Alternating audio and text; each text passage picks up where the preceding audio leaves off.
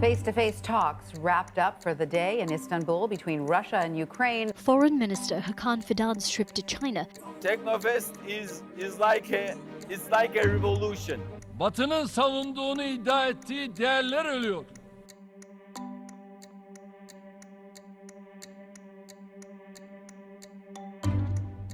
Turkey, a country experiencing economic problems, government crises, military coups, street events, protests, and many other issues. Turkey has experienced so many military coups in its history that it has even become a subject of ridicule. So at this point, they should really be hosting the quadrennial World Coup Tournament, featuring unstable regimes from around the world, organised, of course, by FIFA. Nowadays, it is troubled by earthquakes and economic problems continue to persist. In Turkey, the coups in 1960 and 1980 were successful, and the military took over the administration. However, in 2016, he was unsuccessful. The only figure who emerged from the coup attempts in Turkey while preserving his position and even becoming stronger was Erdogan. In the early years of his tenure, Erdogan placed great importance on having good relations with the European Union because he wanted to recover his country's poor economy. Erdogan and his party represented a mentality in Turkey. This mentality was seen as dangerous and reactionary both within the country and abroad. Maintaining good relations with the European Union positively impacts Erdogan's country's economy, which in turn resulted in his consecutive victories in elections. In 2011, Turkey experienced one of the lowest inflation rates in its history. Erdogan uses harsh language against the main opposition party that criticizes him and often calls for the military to intervene, stating that the CHP is equivalent to trash, mud, and pit. In 2007, an electronic declaration was published by the military against the Erdogan government at midnight. While we saw names that were scared of the army and quickly retreated during previous coup attempts, Erdogan was not one of those names and strongly opposed the declaration. After this event, Erdogan achieved a clear victory in the 2007 elections. From that day on, Erdogan would be no longer be the same as before. He began to take harsh measures against the opposition.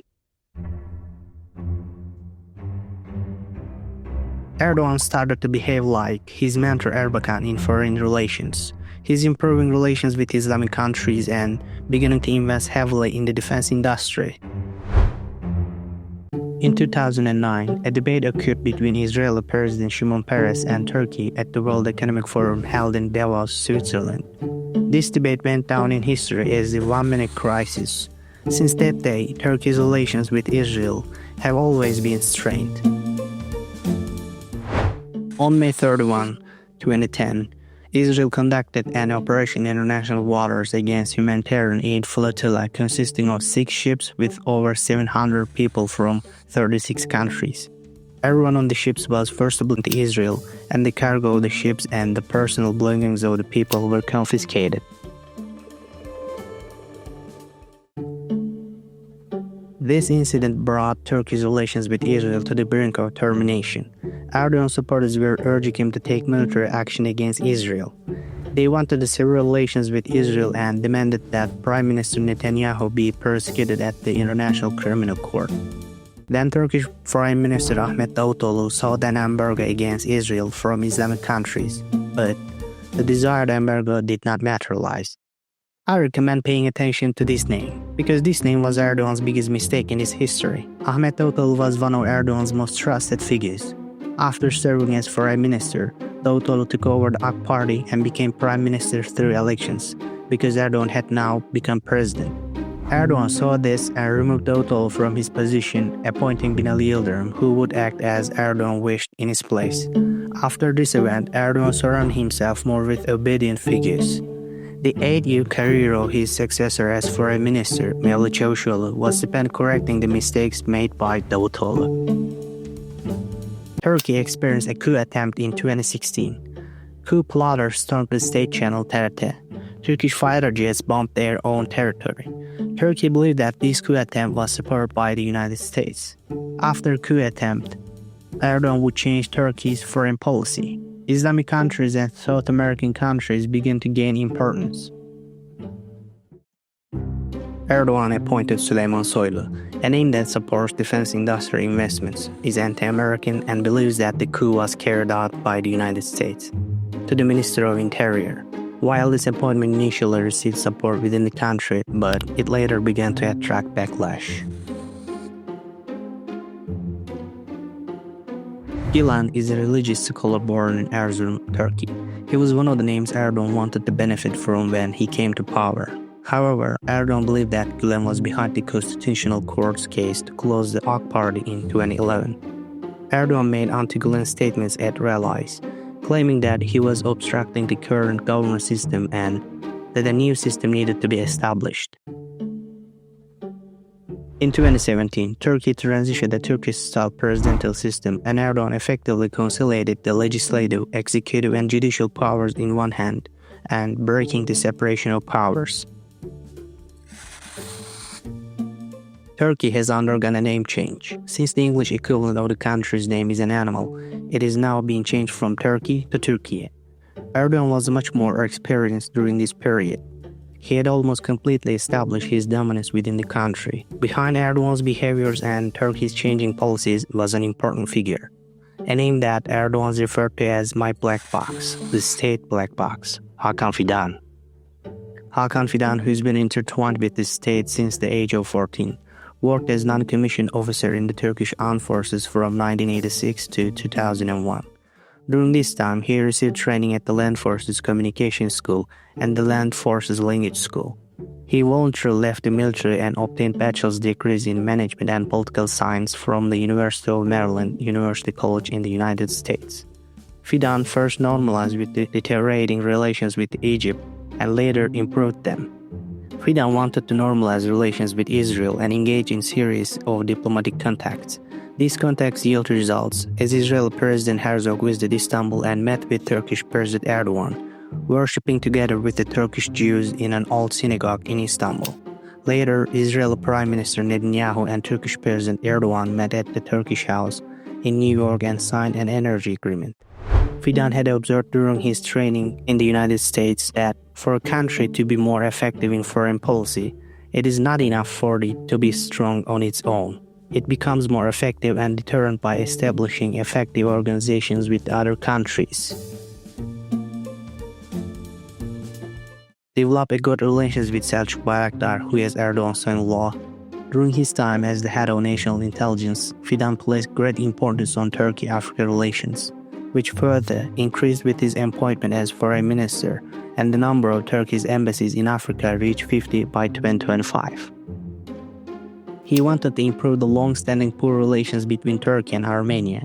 He arranged a meeting between Armenian President Pashinyan and Erdogan and sought to open the border gates between the two countries and initiate trade.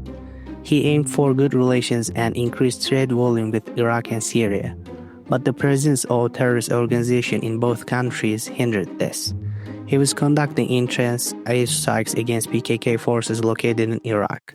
In Syria, the situation was even more complicated because there were not just one, but multiple terrorist organizations. And Syrian leader Assad was not very warm to the idea of an agreement with Turkey.